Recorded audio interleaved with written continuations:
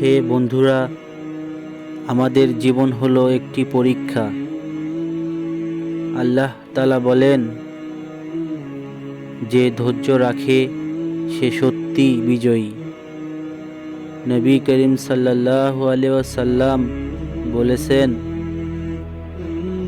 একজন মুমিনের উপর কষ্ট, দুঃখ বা শোক আসুক না কেন, এমনকি ছোট্ট একটা কাটার খোঁচা লাগলেও আল্লাহ তার পাপ মুছে দেন।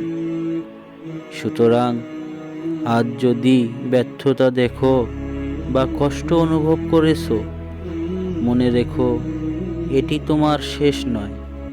প্রতিটি চেষ্টা, প্রতিটি কষ্ট হলো শেখা, প্রতিটি কঠিন পরিস্থিতি হলো শক্তি অর্জনের সুযোগ। বন্ধুরা, তাই চেষ্টা চালিয়ে যাও, সততা ও ধৈর্য ধরে রাখো, অন্যদের সাথে সদয় হও, অবিচার থেকে দূরে থাকো এবং সর্বদা সত্য বলো। বিশ্বাস রাখো, চেষ্টা চালিয়ে যাও, আল্লাহ তোমার পাশে আছেন। ভাই আমার, বোন আমার, ভেঙে পড়ো না, আল্লাহকে তুমি ডাকো, নিশ্চয়ই আল্লাহ তাআলা তোমার পাশে আছেন।